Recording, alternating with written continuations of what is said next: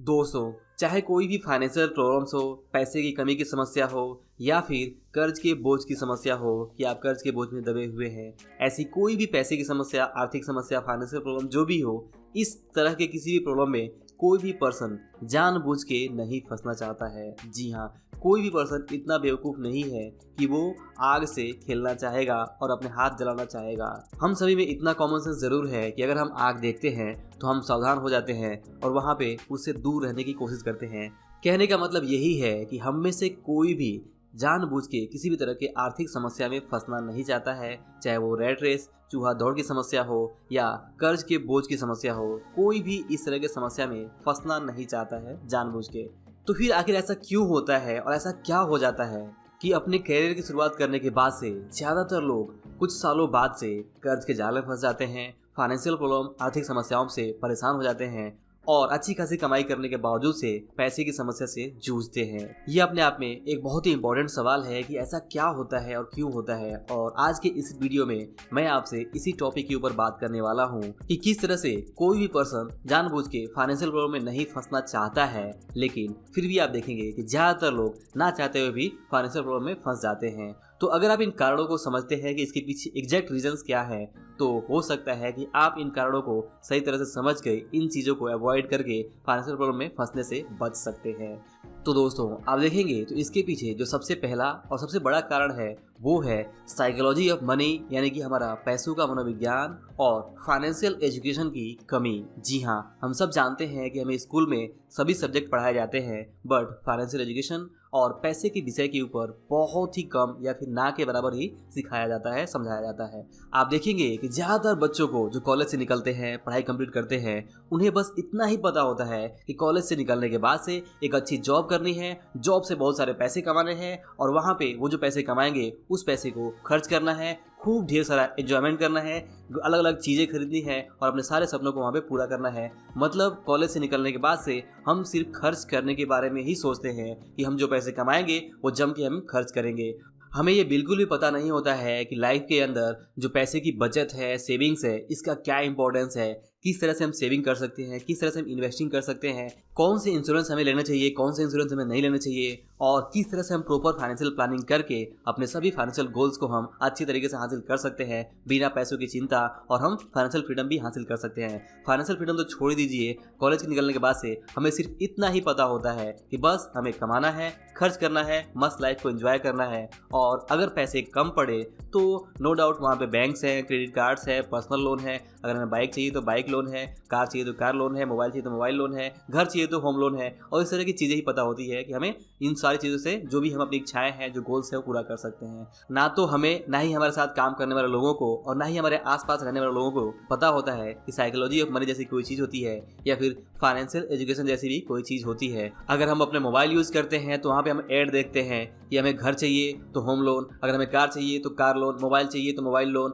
और इसी तरह से हम ये भी देखते हैं कि हमारे आसपास जो लोग रहते हैं, चाहे वो शर्मा जी हो, चाहे वो वर्मा जी हो, वो लोग भी अगर उन्हें कार चाहिए था तो उन्हें कार लोन लिया, अगर उन्हें घर चाहिए था तो उन्हें होम लोन लिया। और यही चीज़ हम भी करते हैं। जी हाँ, हम एक दूसरे की कॉपी करते हैं और इसी चक्कर में होता ये है कि शर्मा जी भी फंसे, वर्मा जी भी फंसे और हम भी फंसे। और जब तक कुछ पैसों की बचत का इंपॉर्टेंस समझ में आता है तब तक हम ऑलरेडी रैट रेस यानी चूहा दौड़ में फंस चुके होते हैं, ऑलरेडी हमारे ऊपर अच्छे खासे कर्ज हो चुके होते हैं। और इसके बाद से शुरुआत होती है कि कुछ लोग यहाँ से आर्थिक संघर्ष करते हैं, इनसे बाहर निकलते हैं, खुद की गलतियों से सीखते हैं और दोबारा से अपने आप को फाइनेंशियली वहाँ पे तैयार करते हैं और फिर आगे बढ़ते हैं, तो कुछ वो ठीक ठाक लाइफ में हासिल कर पाते हैं। बट ज़्यादातर लोगों के साथ ऐसा नहीं हो पाता है और ज़्यादातर लोग, जैसा हमने पिछले वीडियो में डिस्कस किया था, कि वहीं ज़्यादातर लोग रैट रेस यानी चूहा दौड़ में फंसे रह जाते हैं और जो फाइनेंशियल प्रॉब्लम है उनके ऊपर कभी कम नहीं हो पाता। कभी एक प्रॉब्लम से बाहर निकलते हैं तो फिर दूसरे प्रॉब्लम में फंस जाते हैं, फिर दूसरे से फिर तीसरे, और ये जो सिलसिला है वो चलता ही रहता है।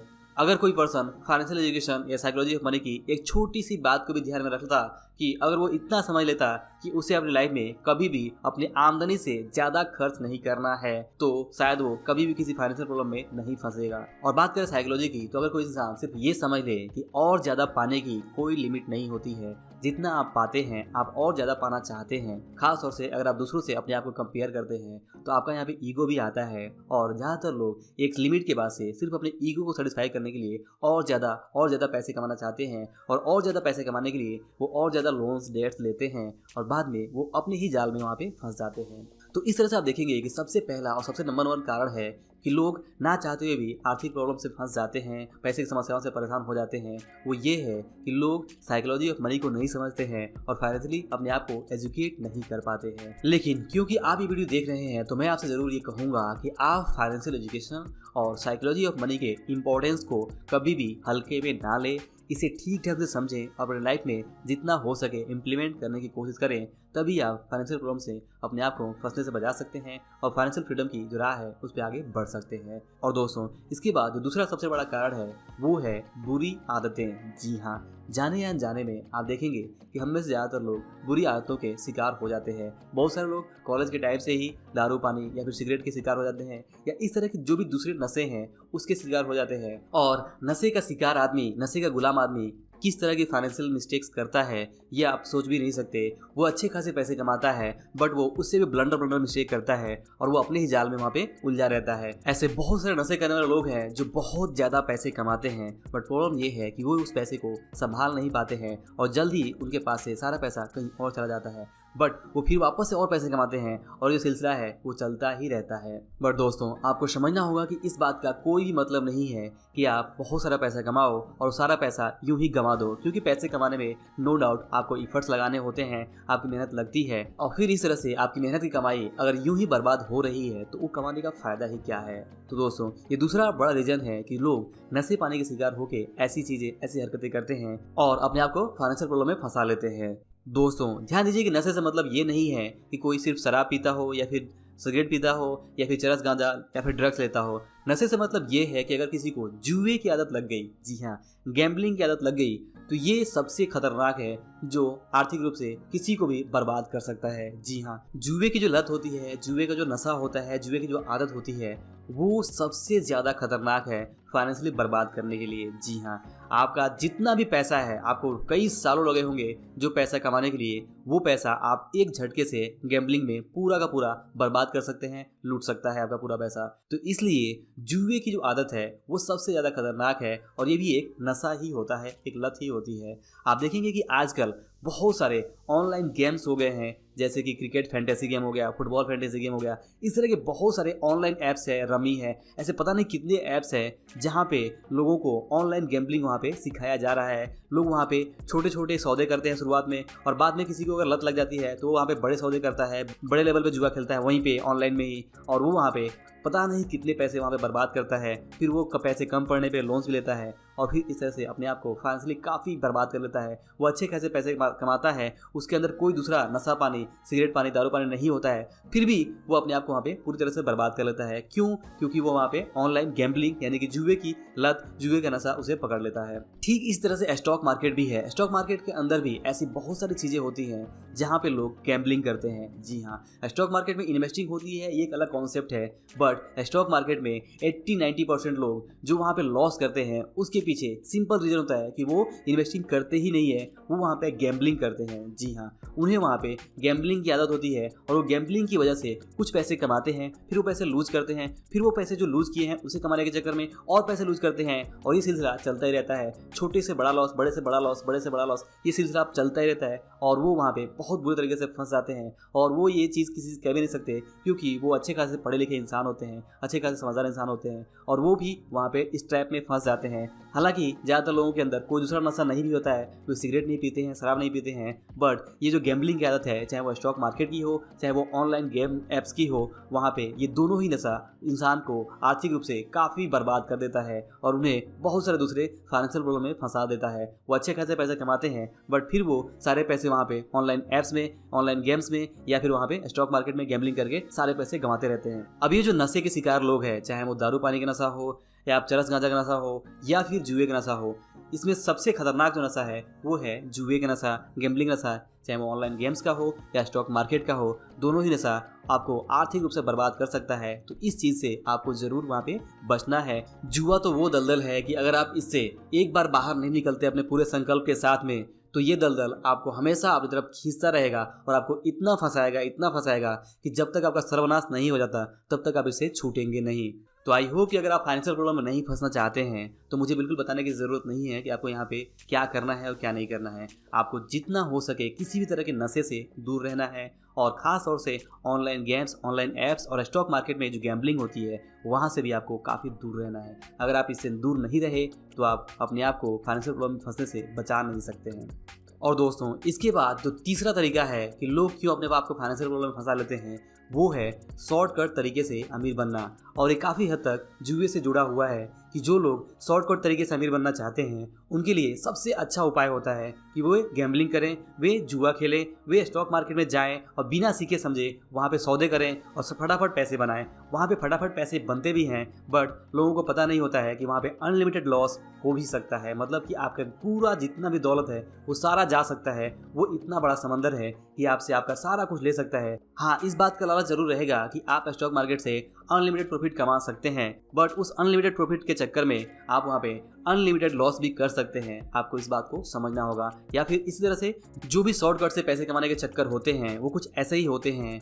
वहाँ पे शॉर्टकट से पैसे कमाने के चक्कर में आप जितना भी पैसा लगाते हैं वो सारा पैसा वहाँ पे आप लूज कर सकते हैं, आप वहाँ पे गंवा सकते हैं। तो आपको किसी भी शॉर्टकट तरीके से गेट क्विक रीच, इस तरह के जो भी स्कीम्स होते हैं जहाँ पे आपको फटाफट अमीर बनने की या फिर 21 दिन में पैसा डबल होने या इस तरह की जो भी चीज़ें होती हैं इससे आपको बचना है। ज़्यादातर लोग जो फाइनेंशियल प्रॉब्लम में फंसते हैं वो इन्हीं तरीकों से फंसते हैं। वो कुछ ऐसी चीज़ें हरकतें करते हैं, ऐसी स्कीम से पैसे लगाते हैं जहाँ पे उन्हें बहुत जल्दी पैसा डबल या ट्रिपल होने की उम्मीद होती है और वो वहाँ पे पैसे अगर कम पड़ते हैं तो किसी से लोन्स लेते हैं और एक बार जब लोन्स का चक्कर शुरू होता है तो ये सिलसिला बंद नहीं हो पाता है। लोन्स, कर्ज एक तरह का दलदल ही होता है जहाँ पे आप एक बार फंसते हैं तो आप जितना हाथ पैर मारते हैं आप उतना फंसते चले जाते हैं जब तक कि आप एक बार संकल्प करके बाहर नहीं निकल जाते हैं। और दोस्तों, इसके बाद जो चौथी चीज़ है जिसके कारण से लोग फाइनेंशियल प्रॉब्लम में फंसते हैं वो है कि लोग सेल्फ ग्रोथ के ऊपर काम करना बंद कर देते हैं। जी हाँ, खुद के स्किल्स, खुद के जो भी उनकी नॉलेज होती है, जो भी उनकी स्किल्स होती है उससे वो डेवलप करना वहाँ पे बंद कर देते हैं। उन्हें लगता है कि उन्हें कुछ और नया सीखने की ज़रूरत नहीं है। वे जो जानते हैं, बहुत कुछ जानते हैं, उन्हें इस बात का अभिमान होता है और वे कुछ नया सीखना नहीं चाहते हैं और अपने आप को वहाँ पे बदलना नहीं चाहते हैं। जबकि जो भी समय के साथ नहीं बदला है उसका क्या असर होता है ये आप भी जानते हैं। नोकिया का एग्जाम्पल आपके सामने होगा कि नोकिया इतनी बड़ी मोबाइल कंपनी होने के बावजूद से भी अपने आप को समय के साथ एंड्रॉइड में नहीं ढल पाई। तो ये आप देख सकते हैं। ठीक उसी तरह से पर्सनल लेवल पे भी चाहे आप जितने भी टैलेंटेड हो, चाहे आपके अंदर जितनी भी स्किल्स हो, वो भी आपको समय के साथ अपडेट करनी होगी और आपको समय के साथ चलना होगा। आपको हमेशा सीखना होगा, समझना होगा। आपको लॉ ऑफ इनकम को समझना होगा कि आप जो भी वैल्यू प्रोवाइड करते हैं अपने जॉब से, अपने सर्विस से, अपने काम से, उसके अकॉर्डिंग ही आपको इनकम मिलती है। तो जितनी ज़्यादा आपकी वैल्यू बढ़ेगी उतना ही ज़्यादा आप पैसे कमाएंगे। और वैल्यू बढ़ाने के लिए नो डाउट कि आपको अपने स्किल्स, अपने एक्सपीरियंस, अपने नॉलेज को आपको अप टू डेट रखना होगा। अगर आप अप टू डेट रखते हैं तो ही आप ज़्यादा पैसे कमा सकते हैं और अपनी जो भी पैसे की प्रॉब्लम है, समस्याएँ हैं, उसे सुलझा सकते हैं।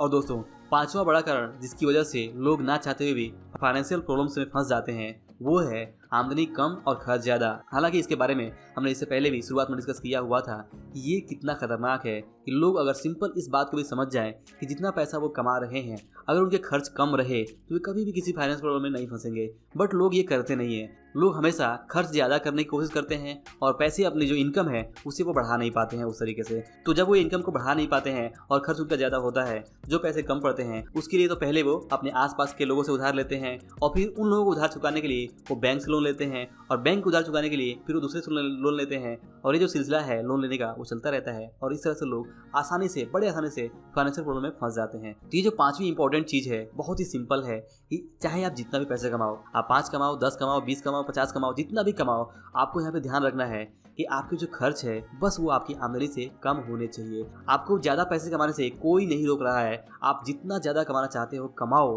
बट बस ये करो कि आप जितना भी कमाओ आपके वहाँ पे जो खर्चे हैं वो कम होने चाहिए। आप कमाने के साथ साथ अपने खर्चों को बहुत ज़्यादा मत बढ़ाओ। अगर आपने खर्चों को कंट्रोल नहीं किया तो आप चाहे जितना भी पैसा कमाओ आपके साथ फाइनेंशियल प्रॉब्लम कभी कम नहीं होगी। तो दोस्तों, आई होप कि आप ये पांचों पॉइंट समझ पा रहे होंगे कि किस तरह से लोग फाइनेंशियल प्रॉब्लम में फंसते हैं और किस तरीके से आप इन गलतियों को अवॉइड करके फाइनेंशियल प्रॉब्लम में फंसने से अपने आप को बचा सकते हैं। तो आई होप कि आपको वीडियो और ये लेसन जरूर पसंद आया होगा। वीडियो अच्छा लगा हो तो इसे लाइक और शेयर जरूर करिए और अगर आपके मन में जो भी विचार हो इस वीडियो के बारे में आप मुझे कमेंट करके बता सकते हैं। और अगर आप हमारे चैनल पर नए हैं तो चैनल को सब्सक्राइब करके बेल आइकन भी जरूर प्रेस करिए ताकि आप हमारे आने वाले इंपॉर्टेंट वीडियोस को मिस ना कर सकें। और अंत में इस वीडियो को पूरा देखने के लिए और हमारे साथ जुड़े रहने के लिए आप सभी का दिल से बहुत बहुत धन्यवाद।